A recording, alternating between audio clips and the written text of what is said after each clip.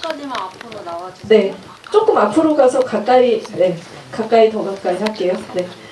네, 서울 독립영화제의 가장 핫한 섹션이죠. 페스티벌 초이스 단편 부분으로 선정이 되신 작품들을 여러분들 지금 감상하셨는데 영화 잘 보셨어요? 네. 네, 너무 다들 개성도 독특하고 장르도 독특하고 영화에 대한 생각거리도 굉장히 많은데 오늘 질문해 주시는 분들에게 그래서 생각 과자와 커피를 또 드리는 그런 시간도 있으니까 질문 많이 생각해 주시고 먼저 제가 그 감독님과 배우분들께 인사를 좀 청하도록 하겠습니다.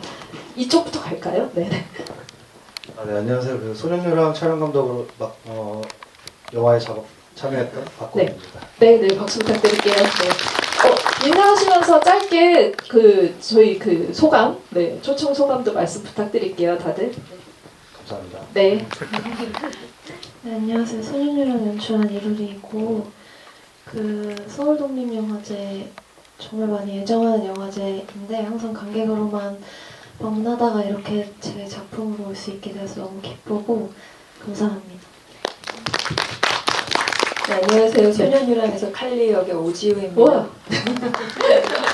네, 저도 서울독립영화제 팬인데 이렇게 제 영화로 함께 할 수 있어서 성공한 덕후가 된 느낌입니다. 감사합니다. 네, 박수 부탁드릴게요. 네, 정적을 연출한 장철수 감독입니다. 반갑습니다. 네. 전 항상 서울독립영화제가 가깝게 느껴졌었는데 처음으로 이렇게 상영하는 계기가 생겨서 오게 됐고 와보니까 굉장히 제가 그동안 서울독립영화제 멀게 있었구나라는 게 이제 실감이 되는 것 같습니다. 오히려 그래서 이번 초청을 계기로 좀 더 가까워졌으면 좋겠다 이런 생각을 하게 됩니다. 좀 더 많이 만드신다는 얘기죠? 네, 알겠습니다. 안녕하세요. 저는 정적에서 나올 역을 맡은 배우 이혜선입니다. 다른 배우분들께서도 말씀하셨지만 저도 서독제를 굉장히 좋아하고 관객으로서 참여했던 또 시간들이 굉장히 많았는데 올 봄에 촬영한 영화가 이렇게 제가 좋아하는 영화제에서 관객분들을 만날 수 있어서 너무 영광이고 또 감사하게 생각합니다. 안녕하세요. 저는 심너울이라고 하고요. 정적 작품의 원작자입니다. 저는 사실 원작자가 사실 그렇게 영화에 크게 관여한 게 없는 것 같아서 와도 되나 싶었는데 근데 서울독립영화제 멀리서 보다가 여기 설 수 있으면 너무 감동일 것 같아서 근데 감동이네요 역시. 네, 박수 부탁드리겠습니다. 네. 안녕하세요. 찌개에서 에이미 역할을 맡은 한연재입니다. 서울 독립영화제는 처음이고요. 네. 되게 영광이고 너무 기쁩니다. 감사합니다. 박수 부탁드릴게요. 유일하게 다른 팀은 작가까지 동원하고 촬영 감독님까지 동원이 되셨는데 혼자 오셨어요. 다 뭐 안 오신대요? 바쁘거나 아니면 스케줄 때문에. 네, 안 오신다는 거네요. 네, 감독님이 또 피치 못할 사정으로 못 오셔가지고 굉장히 아쉬워하셨는데 오늘 일당백으로 또 배우님께서 여러 말씀 나눠주실 거라 믿겠습니다. 먼저 이렇게 작품 하나하나 어떻게 좀 만들게 되셨는지 제가 먼저 질문을 좀 드릴게요. 소년유랑은 이 영화 바닷속에서 진행이 되는 게 아닌데 정말 뭔가 유영하는 듯한 그런 로드무비라는 생각이 들었거든요. 이렇게 떠돌게 되고 어떻게 보면은 먹을 것을 구하고 잘자리를 구하는 데에는 그 전에 어떤 이제 아이들에게 가해진 어떤 환경이 좋지 않은 부분들도 있었고 그 안에서 이제 어떤 도움을 받고 위로를 해주는 손길이 있었던 것 같거든요. 영화 어떻게 시작하게 되셨는지 먼저 감독님께 말씀 들어보도록 하겠습니다. 일단은 이제 처음으로 소재를 착안한 거는 대학교 휴학했을 때 당시였었는데 계속 좀 묵혀두다가 이제 다시 한번 시나리오로 써봐야겠다는 생각을 했는데 일단 계기는 이제 실제로 극중에 등장하는 칼리란 역할이 실제 그 작가님이자 그 무당분이세요. 그래서 이제 그분의 에세이집을 읽다가 이제 거기서 그 뭔가 귀감이 될 만한 몇 가지 문장이 있어서 이제 그분을 직접 인터뷰를 하게 됐는데, 그때 이제 그분이 사실 인터뷰차 방문을 했는데 오히려 되려 좀 위로를 받았던 말이 약간 그때 당시에 좀 뭐 이런저런 사정으로 좀 집안의 문제나 이런 것 때문에 되게 어수선했는데, 제 마음이, 제 몸 자체가 신당이기 때문에 엄청 단순할 수 있지만은 잘 먹고 잘 자는 행위 자체가 어떻게 보면 나를 제일 잘 돌볼 수 있는 행위라고 말씀을 해주셨는데, 그게 사실 지키기 되게 쉬운 것 같으면서도 가장 어렵다는 생각이 들었어요. 그래서 그거를 일단 좀 소재화하고 시나리오화를 좀 해야겠다는 생각을 했었고, 그리고 이제 유령과 유랑이라는 그 두 단어의 어감이 또 어느 정도 상응하는 부분이 있어서, 그래서 그런 것들도 함께 이제 적용시켜갖고 같이 영화를 만들었던 것 같습니다. 네, 영화 속에 이제 그 주요 인물들이 나오는데, 사실 지금 이제 얘기를 들어보니까 이 칼리가 왜 이렇게 중요했는지 더 이렇게 와닿는 것 같아요. 실제로 있는 인물, 여기 배경 자체가 그 식당이 어딘가에 존재할 것 같고, 잠깐 문을 닫았다가 다시 오픈할 것 같은 그런 느낌을 주는 연기로 아마 이제 그런 리얼함을 완성하신 것 같다라는 생각이 들거든요. 배우님께 이 칼리라는 묘한, 그러나 정말 필요한 그 존재, 아이들에게 필요한 존재를 연기하시면서 어떻게 중점 두고 연기하셨는지 말씀 부탁드리겠습니다. 처음에 그 감독님께서 칼리 역을 제안하셨을 때 사실 홍칼리 분과 제가 2014년도에 길거리에서 퍼포먼스를 같이 했던 인연이 있었습니다. 그리고 그 이제 대본을 받고 비인과 테오와 그리고 칼리의 관계를 생각하면서 그 숲이 있잖아요.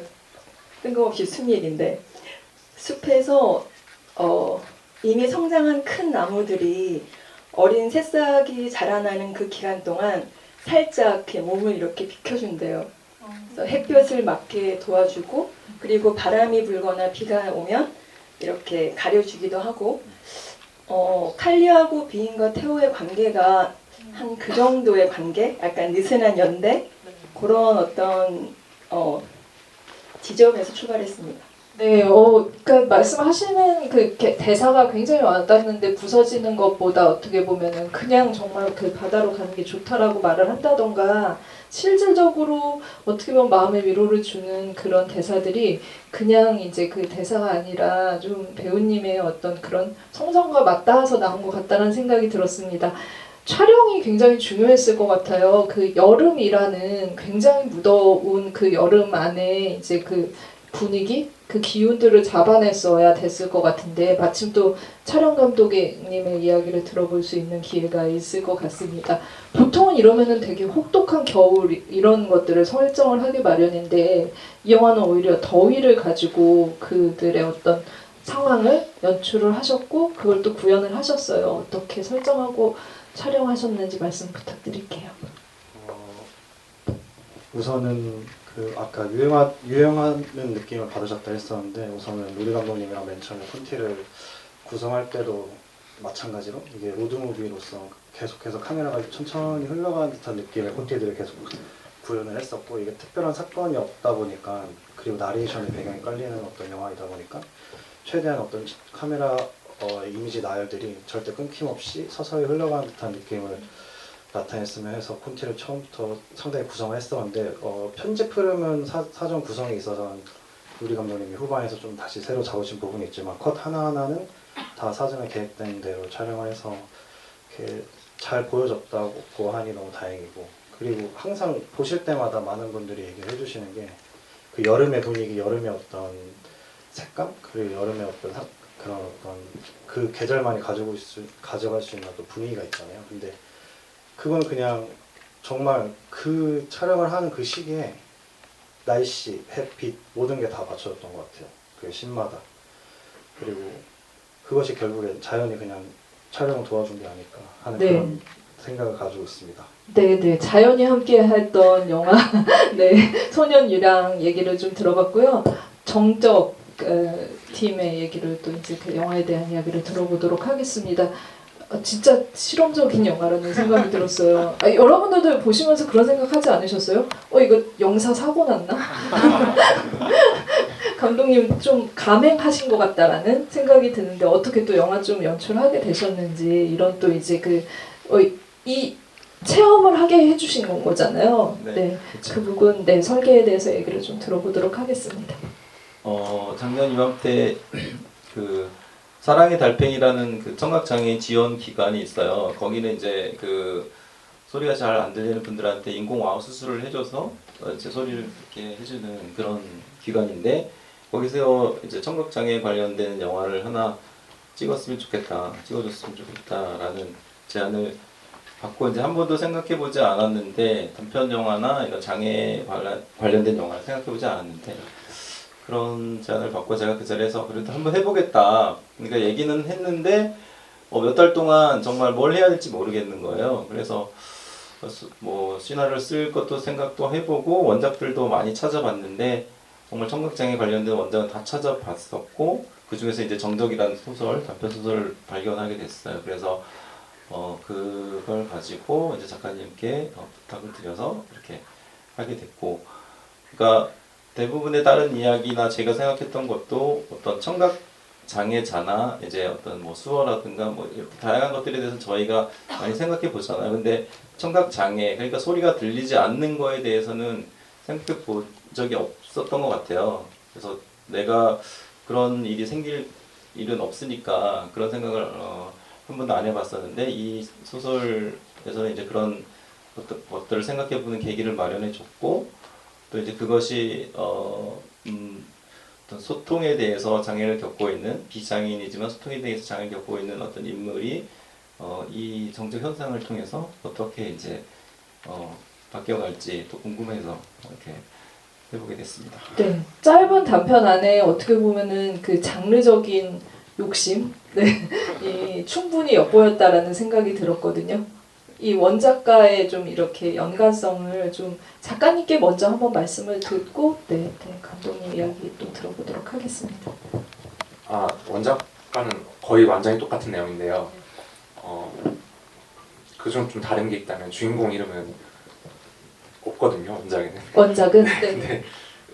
나올시로 나오시나요? 저는 이름이 신너울이고 네. 약간 볼 때마다 약간 머쓱한 농담이었고요. 저는 처음에는 이 소설을 쓸 때는 그 발표하고 나서는 개인적으로 제가 청인인데 그 너무 좀 시혜적인 내용이 아닌가, 장애인들에게 시혜적인 내용이 아닌가 그런 고민을 많이 했었거든요. 그래서 발표 이후로도 부끄러움이 많은 작품이었는데 그런데 그 관련 지원 재단에서 먼저 이렇게 지원을 해주시고 제안해 주시고 그리고 실제 장애 있으신 그 당사자이신 배우님들께서 연기해 주시는 걸 보고 그래도 완전히 가닿지는 못했지만 그래도 조금 제가 쓴 이야기가 좀 조금이나마 그 메시지를 담는 데 성공했구나 그런 느낌이 들어서 기뻤습니다. 물론 감독님 열심히 해주신 배우님 알겠습니다. 이혜성 배우님, 마이크. 어떻게 보면 이제 그냥 우리가 생각하는 정상이라는 범주 안에서 생활을 하다가 갑자기 재난 상황을 마주하게 되고 그리고 이제 점점 소통의 언어를 얻게 되는 역할을 하셨어요. 그 변화를 표현을 하셨어야 됐는데 이 캐릭터에 대해서 또 어떻게 생각하셨고 어떤 어려움이 있으셨는지 연기하시는데. 저는 제가 이제 이 작품을 처음에 원작을 시나리오 받고 이 원작이 있다고 말씀을 들어서 원작 소설도 함께 읽었었는데 원작도 그렇고 저희 시나리오 안에서도 나울이라는 사람이 사실 어떤 신체적인 장애는 없지만 정신적인 장애가 조금 있는 사람이라고 저는 생각했거든요. 어머니가 유일한 극 중에 이제 영화 안에서 자세히 표현되진 않지만 제가 생각했을 때 나울이라는 사람이 어머니로 유일하게 정신적인 어떤 친구나 유대감을 형성한 사람이었는데 그 어머니를 잃고 나서 주변에 아버지가 있긴 하지만 실질적으로 아버지를 포함한 주변에 어떤 친구들이나 같이 사람들이 어떤 따뜻한 정서적인 유대감이 형성되어 있는 관계가 없는 사람이라고 저는 생각을 했어요. 이 인물이. 그래서 누군가와 어떤 정상적 소통을 하고 대화를 나누고 이야기를 나누는 게 힘든 사람인데 그런 사람이 사실 겉으로 봤을 때는 우리가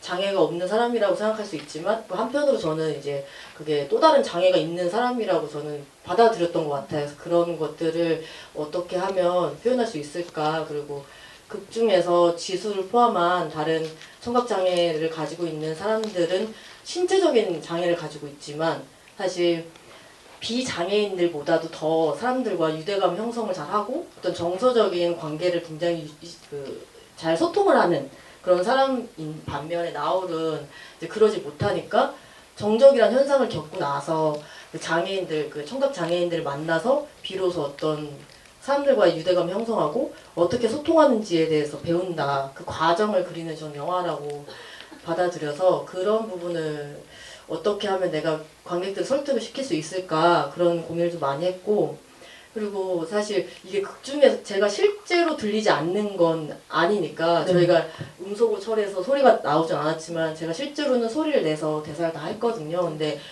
실제로 제가 물리적으로 듣고 있는데 내가 안 들린다는 것을 믿어야 되기 때문에 그런 걸 어떻게 하면 관객들로 하여금 이제 설득을 할 수 있을지에 대해서 많이 이제 고민을 했던 것 같아요. 그걸 한 번에 받아들인 게 아니고 어떤 과정을 통해서 이 사람이 결국에 그거를 받아들이고 수용하고 인정하게 되는지 이제 물론 단편이긴 하지만 그 짧은 시간 내에 관객분들이 이제 이 이야기를 잘 전달할 수 있게끔 많이 거기에 집중했던 것 같습니다. 네. 배우님의 그 고민이 그 저희 이제 영화 본 여러분들에게도 충분히 닿았을 거라는 생각을 저도 이제 보면서 느꼈고 관객분들도 그럴 거라는 생각을 하면서 또 이제 그 찌개 저 배우님이라고 먼저 소개를 해주시긴 했는데 아메리칸 셰프 거기 출연자 맞으시죠? 아닐 수가 없는 네, 맞습니다. 이제 감독님 안 오긴 하셨는데 감독님이 이제 마담 비나 아니면 이제 파이터 같은 작품들을 통해서 굉장히 디아스포라 그리고 이제 경계 이방인 이런 정서들을 많이 연출을 하시고 그 안에서도 또 이제 그런 경계에서 살아가는 여성에 대한 주목을 하면서 작품을 만들어 오고 계세요. 그래서 윤재호 감독님과 어떻게 좀 같이 작업을 하게 되셨는지 또 이 작품 제안받고 어떤 느낌이셨는지 배우님께 말씀 들어보도록 하겠습니다. 네, 이 작품은 아는 사람을 통해서 오디션을 하게 됐고요. 그래서 그 오디션을 했을 때 일단은 그 대강 줄거리만 알았지 그 아예 시나리오 자체는 없었어요. 그래서 그거에 맞춰서 에이미가 그때 선유 배우 캐릭터를 만났을 때 무슨 감정을 느꼈고 그리고 어떤 대화를 나누고 싶을까라는 그런 생각으로 오디션을 들어갔고요. 그러고 나서 이걸 하면서 제 생각에는 저한테 제일 어려웠던 거는 제가 연극을 주로 했거든요. 더구나 그 영어로 해가지고 영화는 처음이고 그리고 나서 한국어로 하는 것도 처음이어가지고 그게 진짜 막 만약에 그릇을 닦고 있을 때요. 진짜 생활에서는 정말로 그릇을 닦잖아요. 근데 그 연극 할 때도 정말로 그럴 텐데 그 영화를 찍을 때는 여기에서만 있어야 되고 그릇 하나하나만 계속 닦는 척을 해도 영화를 봤을 때는 진짜 같구나 하는 게 그런 점에서 그게 제일 신기했던 것 같아요. 네. 찌개 어떻게 보면은 이제 찌개를 통해서 엄마와 연결되어 있는 어떤 물질이죠. 그걸 통해서 굉장히 아이러니한 두 명의 여성이 만나서 서로 이제 그 자기의 생각들을 얘기를 하고 갈등이 고조되고 이런 과정들을 거쳐 나가는데 마지막에 이제 거짓말을 하잖아요. 그 안에서 이제 앞으로 이제 에이미가 어떻게 살아갈지도 궁금하지만 그 거짓말이 어떻게 보면 일종의 그 다짐, 다음 단계로 나아가기 위한 정리 같다라는 생각이 들었거든요. 그래서 에이미의 심경의 변화에 대해서 캐릭터에 대해서 얘기를 좀 말씀 부탁드리겠습니다. 네. 확실히 너무 신기했던 거는 에이미는 공간에 들어갔을 때 되게 공간 자체를 되게 좀 약간 좁게 쓰는 사람이라고 느껴졌어요. 아무리 미국에서 왔어도 그 자기가 모르는 문화를 경험하고 있어서 약간 조심스럽게 약간 하는 캐릭터인데 이 캐릭터가 어떻게 하면 끝 장면에 왜 그렇게 불쑥 화를 낼까? 아니면 어떻게 하면 그게 믿음직스럽고 그러면서 에이미 화를 보여줄까라는 생각을 했는데요.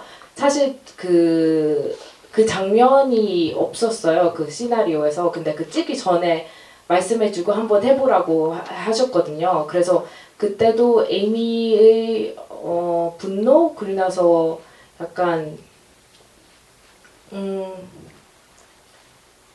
자기만의 억울함 그런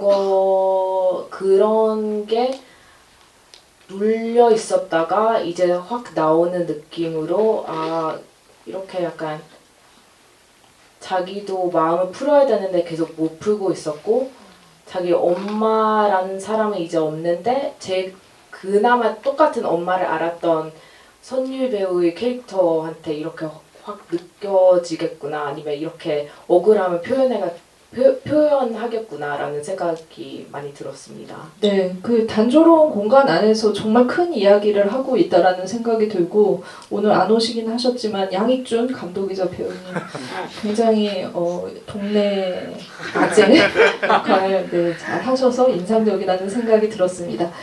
얘기를 하는 동안 점점 뒤로 가셔가지고 아까 처음 자리로 가셨는데 살짝 다들 한보 반만 앞으로 오신 다음 질문을 받아보도록 하겠습니다. 관객 여러분들께 마이크를 드리도록 할게요. 네, 질문 있으신 분 손 들어주세요.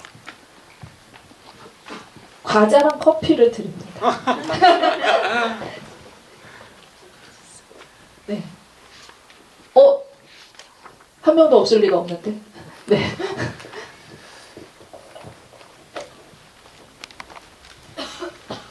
네, 우선 영화 잘 봤고요. 뭐 특별한 질문은 아니고 그 정적 안에서 나우리가 중간에 기차 소리가 들리는 씬이 있었는데 저는 뭐 사람마다 다양하게 해석할 수는 있지만 그게 정말 소리가 다시 들렸으면 하는 나우리의 바람에서 나온 어떤 환청이었는지 아니면은 그 정적 현상의 일시적인 오류 현상이었는지 이런 것 그냥 문득 궁금해져서 감독님은 어떠한 생각으로 그 기차 소리를 중간에 삽입하셨는지 궁금합니다.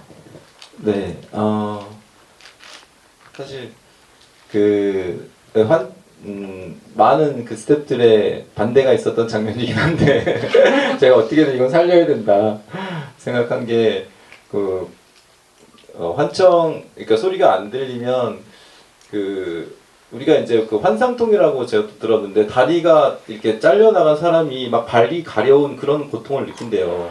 그러니까 그 자기 발이 없는데도 발이 가려운 그걸 느끼는 그런 환상통 이런 것들이 에 대해서 되게 신기하게 생각이 됐고 그래서 이제 여기도 이제 환청이 들어가면은 훨씬 이 소리가 안 들리는 것에 대해서 얼마나 이게 그 사람을 괴롭히는 일인가를 이제 좀 더 보여줄 수 있는 것 같아가지고 그리고 더 좌절하게 만드는 거예요. 한번 희망을 줬다가 또 뺐으면 더 고통스럽잖아요. 예.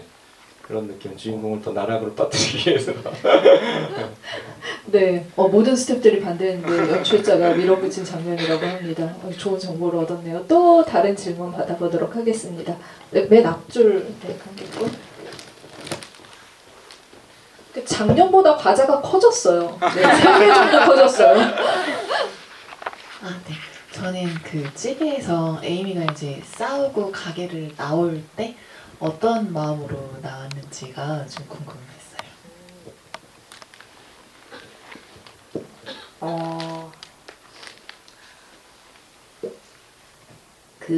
사실 장면이 2개를 찍었는데요. 하나 장면은 약간 화해보다는 약간 서로 이해하게 되고 그래서 선율 캐릭터가 저한테 그 밥상을 차려주는 씬이 있었어요. 그래서 제가 먹고 나가는 것도 있고 아니면 그 싸우고 나서 억울함하고 이해가 안 된다는 듯이 느끼면서 나가는 장면이 있었는데 결국에는 이해가 안 된다는 감정으로 나간 씬이 들어간 것 같아요. 그때는 에이미가 생각하는 건 왠지 이 세상에 내가 자리를 찾지 않으면은 나를 위해서 누가 나를 위해서 자리를 내줄 사람 없구나, 약간 그런 감정으로 내가 엄마를 못 만나고 엄마랑 제일 친했던 딸 같은 분도 나를 이해를 못하면은 나 자신이 나를 이해해야지만 내가 이 문화에서 좀 더 안정감을 느끼면서 살겠구나 하는 그런 약간 생각으로 나갔습니다. 네. 아무리 생각해도 답변이 아니라 에이미 같아가지고 제가 지금 약간 감정이 입됐는데, 네, 에이미의 어떤 그 장면을 통해서 그 캐릭터가 어떤지 잘 들어봤습니다. 또 다른 질문을 좀 받아보도록 할게요. 네. 직접 비니 쓰신 분 먼저 드릴게요. 네, 우선 영화 다 잘 봤고요. 제가 개인적으로 소년류랑 궁금한 게 있어서 질문을 드리고 싶습니다. 제가 전 작품도 되게 좋아했는데 우리는 서로 사랑해야 한다라고 부국제 상영작인데 그것도 그렇고 소년류랑도 아이들이 주인공이잖아요. 그래서 그 아이들을 주로 다루는 이야기 또 되게 사려 깊다라고 생각이 들었는데 그 아이들을 다루는 이유랑 시놉시스 예전에 봤을 때 공동 학원 프로젝트라고 있었는데 그 프로젝트는 어떤 건지 좀 궁금해서 차기작도 궁금합니다. 일단은 개인적으로 원래도 좀 성장소설에 관심이 있었던 것도 있는데, 약간 그러니까 뭐든 좀 경계에 놓여져 있는 것들을 좋아하는 것 같아요. 그러니까 뭐 밝음과 어둠의 경계나 아니면 오래된 것과 아니면 새 것의 경계나. 근데 그 청소년이라는 나이 자체도 그러니까 어쩔 때는 성인으로 분류되기도 했다가 어쩔 때는 아이로서 분류가 되기도 하는 것 같은데, 그러니까 그래서 이제 더욱이 뭔가 그 친구들에 대한 이야기를 좀 하고 싶었던 것도 있었고, 그리고 공동학원이라는 프로젝트는 이제 그 프로젝트로서의 첫 번째 필름인데, 아마도 이제 성장서사를 주로 다루는 이제 다양한 매체들, 그러니까 예를 들면 굳이 영화 쇼트 필름이 아니더라도 뭐 소설 아니면 뭐 전시, 다양한 프로그램들을 좀 기획을 해서 좀 다양한 매체들을 통해서 이제 아이들의 성장서사나 좀 이야기를 좀 많이 풀어내려고 하는데, 그 프로젝트 첫 번째 단편 영화라고 생각해 주시면 될 것 같습니다. 네. 질문에 덧붙여서 사실 그 정적도 이 프로젝트가 보통 또 영화사에서 만드는 아니면 이제 독립영화를 만드는 것과 조금 좀 다른 프로세스가 있었던 것 같은데 그 부분은 감독님이 조금 말씀 주시죠. 어떻게 시작하게 되셨는지. 프로세스요? 네. 질문을 잘 이해를 어떤 단체에서 좀 네. 이렇게 후원하신 거 아니에요? 네, 맞아요, 네네. 맞아요. 그 부분. 그러니까 이제 사랑의 달팽이라는 인공와우 수술 지원하는 그 기관에서 지원 기회다 보니까 이제 후원도 받잖아요. 그래서 교보생명에서 후원을 해줬는데 이번에 이제 처음으로 영화라는 매체로 이제 좀 청각장애에 대한 이야기를 이렇게 비장애인들과 이렇게 나누고 싶다라고 생각을 한 것 같아요. 그래서 어떻게 우연히 이제 한번 봤던 프로그래머가 저한테 이제 연락을 해서 그거 좀 해달라고 해가지고 저도 이제 왠지 거절하기가 좀 어려워가지고 그래서 뭔가 이렇게 좀 저도 그러면 이 사회에 좀 보탬이 돼야겠다 이런 생각도 들고 해서 네. 좀 쓰일 수 있으면 제가 그러면 쓰여야 되겠다 이런 생각으로 이제 하게 됐는데 되게 하여튼 그러고 나서 되게 막연했던 것 같아요. 어떻게 해야 될지. 그래서 좀 잘해야 된다 이런 부담감도 되게 강했었는데 크고 그래가지고 그런 어떤 장편 영화 위주로 이제 하다가 단편을 하게 되면서 겪는 그런 이제 힘듦이 있었고, 17년 만에 이제 단편 영화를 찍으면서 네.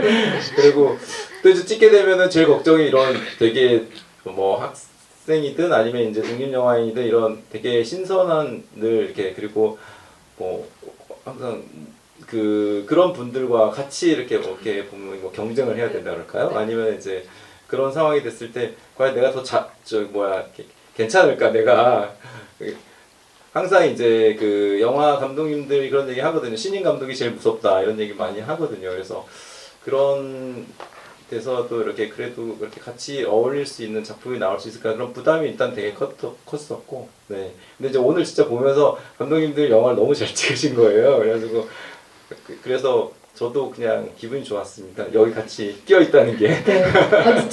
진짜 박수 한번 부탁드릴게요. 네. 늘 이제 그 우리가 장편 영화 감독들이 좀 신선한 단편을 그 노하우로 만들어주길 바랬는데 장철수 감독님이 또 그 도전을 하신 것 같고 17년이나 됐는지 몰랐지만 그 당시에 진짜 신선하셨습니다. 혜성과 같이 등장을 하셨고 지금도 네 여전히 날이 서 있다는 생각을 하면서 질문을 세 번째 줄 관객분 드리도록 하겠습니다. 두 팀한테 질문해도 되나요? 네네 하세요. 네, 송년유랑 팀 질문 드리고 싶은데 촬영이 되게 인상적이었고 딱 거의 첫 쇼트부터 릴리 슈슈의 모든 것이 바로 떠올랐었는데요. 네.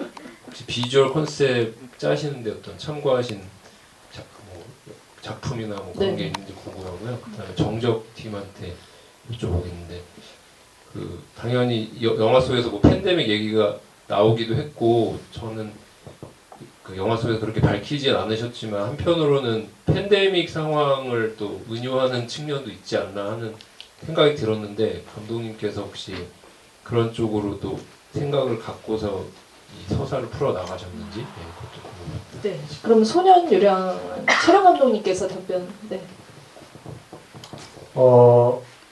이 영화를 본 많은 분들이 그 이와이 슌지 감독님의 릴리 슈즈의 모든 것을 많이 말씀해 주시는데 연출 감독님은 모르겠지만 사실 저는 그 영화를 보진 않았거든요. 네.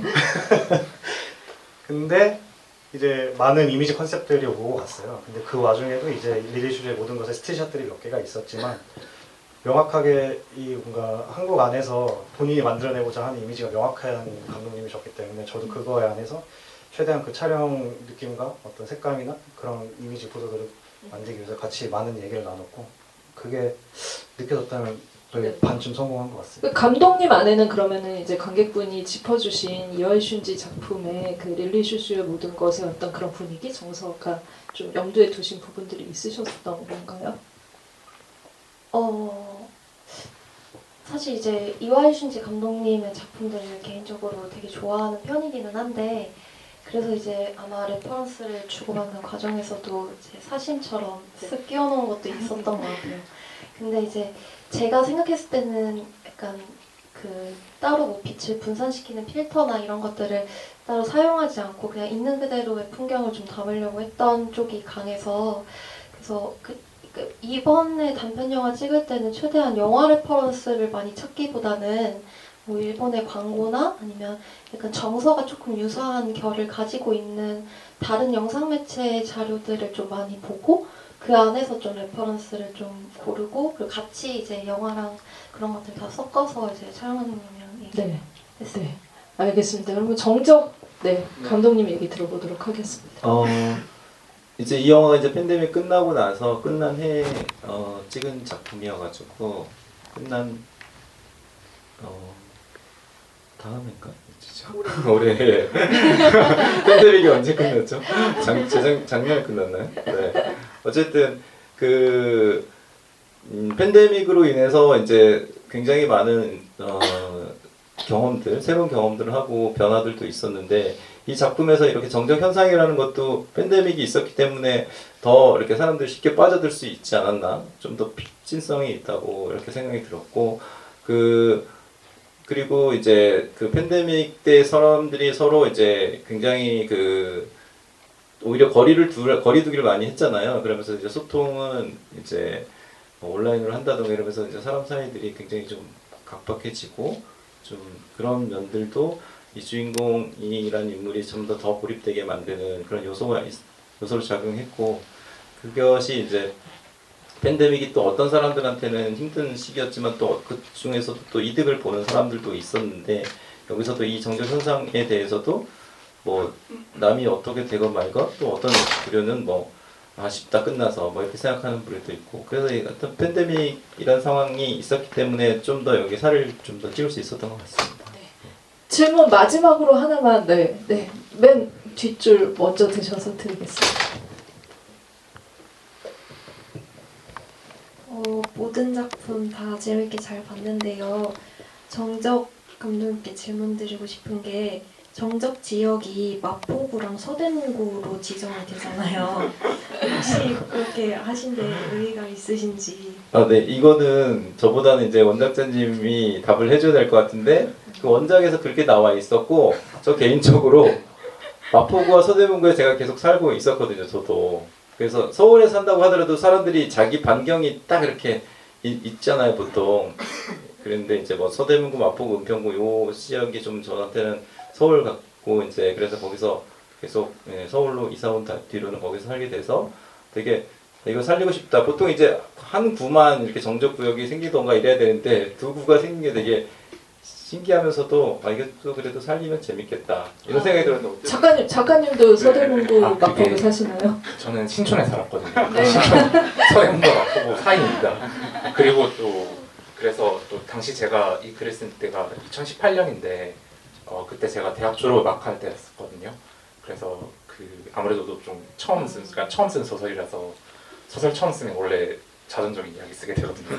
그래서 그런 것도 있고 개인적으로는 이건 딴 얘기인데 감독님한테 궁금했던 게 네네 질문하시는 거죠? 과자 받아가시려고. 과자 받으려고 아니요 또 지역 이야기인데 그 연동이랑 합정이랑 제가 그 작업실이 그 촬영하는 카페가 제 작업실 바로 앞이었거든요. 네. 보고 나서 알았어요. 근데 아, 그 거기 진짜 사람 많거든요. 네.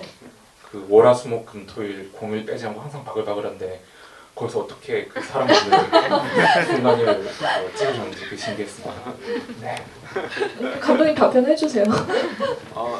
그 카페 우연히 작가님의 이런 정보 모르고 저희들도 막 찾다가 이제 발견해낸 곳인데 어쨌든 그 저희 그 사람들 통제하는 거는 이제 저희들이 늘 하는 일이니까 네 그래서 하게 됐고 네 아무튼 그리고 한마디 할 말 있어요. 네, 아까 드신 분, 질문하실 거면 드릴게요. 예, 마지막으로 100% 질문을 다 하게 만들려는 의지로. 근데 저도 정적 관련 영화 질문 드리고 싶은데 제가 원작을 좀 재밌게 읽었거든요. 근데 원작에서는 나울 역할이 원래는 바리스타 분께 수어를 배우는데 영화에서는 이제 혼자 유튜브를 보고 배우잖아요. 그거를 왜 그렇게 바꾸셨는지 그게 조금 궁금합니다. 네, 감독님. 네. 그러니까 주인공이 그 사람들 좀 더 이렇게 그 사람들에게 뭔가를 이렇게 느끼면서 그 사람들 통해서 느끼면서 스스로 이렇게 뭔가 안에서 변화한 느낌을 좀 주고 싶어서 그렇게 했고 그래서 이제 오히려 이제 다른 사람들을 조금 더 이제 놀라게 하면서 재밌게 하는 그런 장면이 연출이 되는데 주인공 어쨌든 이 내면의 주인공 내면에서 아까도 이제 주인공도 배우도 말씀하셨지만 어떤 그런 스스로가 느끼고 있는 어떤 그 장애에서 조금씩 벗어나는 그거를 이제 실제로 청각 장애인들 만나면서 이제 그런 거에 대해서 좀 더 이제 그들과 친해지고 싶다. 그들과는 좀 뭔가 통하는 느낌이 있다라는 걸 이제 받고 스스로가 이렇게 우연한 계기로 유튜브를 보면서 이렇게 점점 이렇게 하게 된 것 같아요. 네. 알겠습니다. 그럼 질문은 여기까지 받도록 하고요. 마지막으로 수련 게스트 분들의 인사를 짧게 들어보도록 하겠습니다. 한현재 배우님 먼저. 네.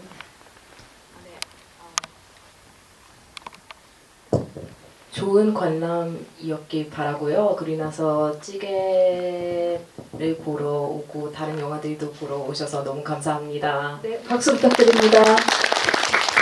작가님. 정말 가보로 남길 순간이었고요. 네, 혹시 관심이 생기신다면 원작도 찾아 읽어봐주시면 감사하겠습니다. 네, 감사합니다. 감사합니다.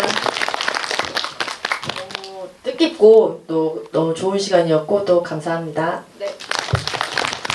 그리고 잠깐 그 답변을 보충하자면은 여기서 네. 이제 바리스타 역은 사실 수어를 못해요. 이게 들리기 때문에. 그래서 이제 수어를 가르치는 거는 원작하고 다르게 이렇게 저희가 설정했기 때문에 스스로 이제 배우게 되는 그걸로 바꿨고, 어쨌든 저도 여러분들을 이렇게 영화가 그 보통 간접 체험을 하게 하는데 직접 체험을 하게 하는 영화로 이렇게 좀 한번 해보고 싶었고, 그렇게 긴 시간이었는데 40분이라는 그 런타임이 긴데도 불구하고 여러분들이 이렇게 정적 속에서 봐주셔서 감사합니다. 네, 박수 부탁드립니다. 네. 그 소년유랑으로 올해 정말 열심히 집이 쫓아다니고 있었거든요. 영화제 갈 때마다 그 관객들과 이렇게 눈 마주하고 이야기 나누는 이 시간이 참 소중하고 감사하다는 생각을 하고 있었고, 특히나 오늘 영화들은 그 영화적 체험을 온몸으로 하게 하는 어떤 시간이지 않았나? 그럴 수 있는 건 극장에서 이렇게 스크린을 마주하고 있기 때문에 그런 게 아닌가? 그런 생각을 하면서 영화를 하고 있는 제가 참 대견하다 그런 생각을 하는 시간이었습니다. 감사합니다. 네, 박수 부탁드리겠습니다. 개인적인 여담인데 제가 초등학교 때 부모님이 영화를 따로 많이 보게끔 하시지 않으셔서, 근데 이제 그때 처음으로 극장에서 봤던 영화가 감독님 영화였어요. 진짜요? 기억나요? 네, 그래서 엄청 많이 울었었고, 근데 이제 그게 저한테는 엄청 선명한 기억이어서, 그래서 사실 지금 그래서 너무 신기하고요.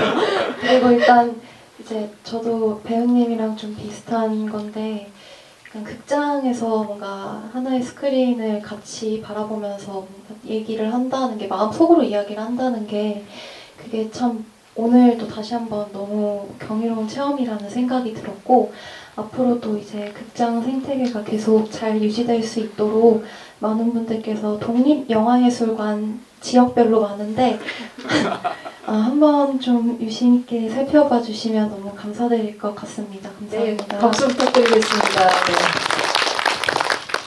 네, 다들 행복한 하루 보내십시오. 감사합니다. 네. 장철수 감독님 올해 영화 해주시기를 바라면서 오늘 저녁은 찌개를 드시느라는 말씀을 드리면서 저희 그럼 마치도록 하겠습니다. 감사합니다. 감사합니다.